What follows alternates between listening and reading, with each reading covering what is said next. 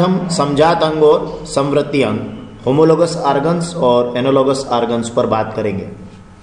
समजात अंग क्या होते हैं? देखिए, समजात अंग के लिए आप कह सकते हैं कि जो समजात अंग या होमोलोगस ऑर्गन्स होते हैं, तो वे अंग जो अलग अलग जीवों में अलग अलग कार्य करते हैं, परंतु जो उनकी आधारभूत संरचना होती है वो समान होती है। मतलब उनकी जो आधारभूत संरचना है वो एक जैसी रहती है ना। लेकिन वो जीवों में क्या करते हैं, वो जो अंग होते हैं वे अंग काम अलग अलग करते हैं, लेकिन उनकी आधारभूत संरचना क्या होती है, एक जैसी होती है। जैसे हमारा जो हाथ है वो और कुत्ते के जो अग्रपाद हैं, ठीक है, आगे के पाँव, तो हमारा हाथ और कुत्ते के आगे के जो पाँव हैं वो आधारभूत संरचना में, उत्पत्ति में क्या है, एक जैसे, एक समान है, ठीक है। लेकिन उनके जो कार्य है वो क्या है, अलग अलग है। हमारा हाथ अलग कार्य करता है और कुत्ते के आगे के पांव अलग कार्य करते हैं।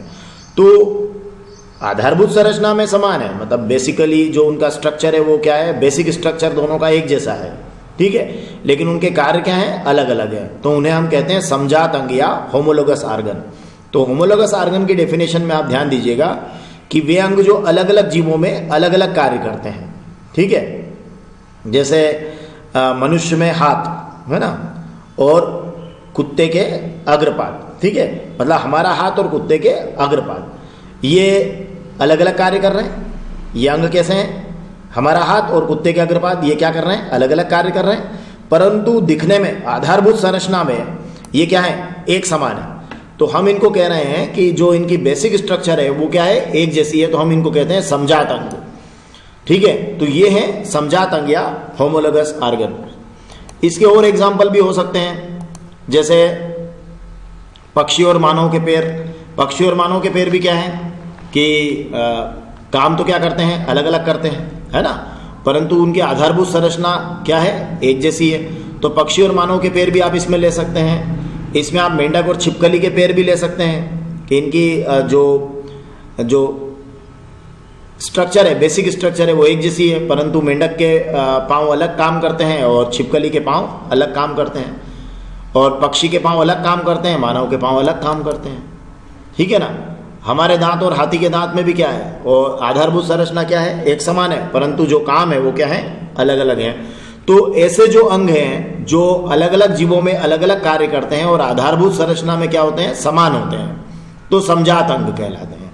समजात मतलब आधारभूत संरचना में समान होने वाले अंग समजात अंग है, लेकिन कार्य उनके क्या है, अलग अलग है।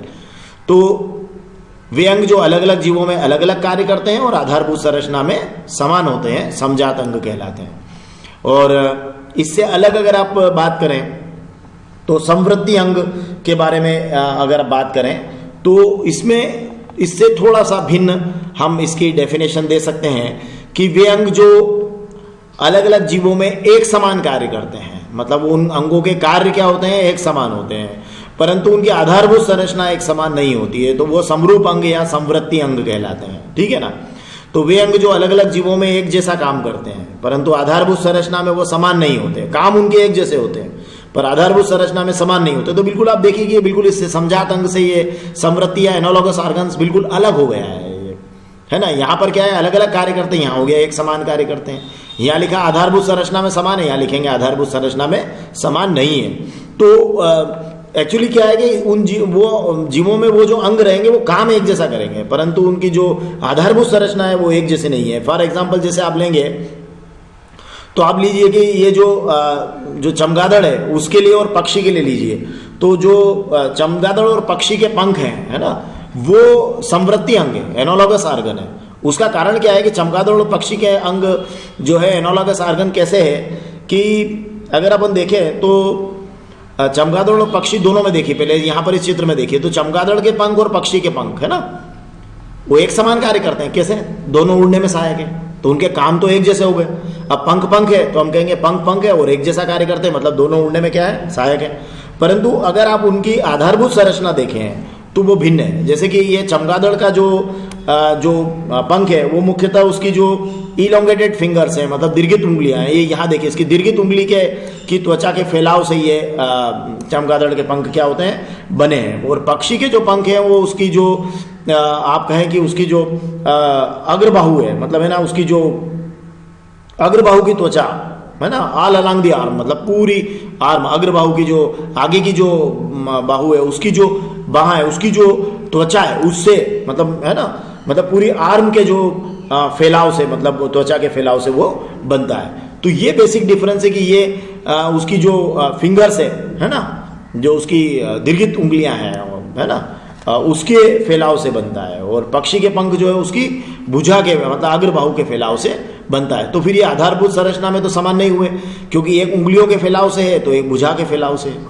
लेकिन दोनों के काम क्या है पंखों के, है ना, ये इससे बने ये इससे बने, लेकिन काम दोनों का क्या है, दोनों उड़ने का काम करते हैं। तो हे दोनों अलग अलग जीव, जैसे एक चमगादड़ एक पक्षी में दोनों के पंख क्या कर रहे हैं, एक जैसा काम कर रहे हैं, उड़ने में सहायक है, परंतु अभी आपने देख लिया कि उनकी आधारभूत संरचना तो एक समान नहीं है, क्योंकि ये उंगलियों के फैलाव से है तो ये भुजा के फैलाव से, तो आधारभूत संरचना इनकी समान नहीं है।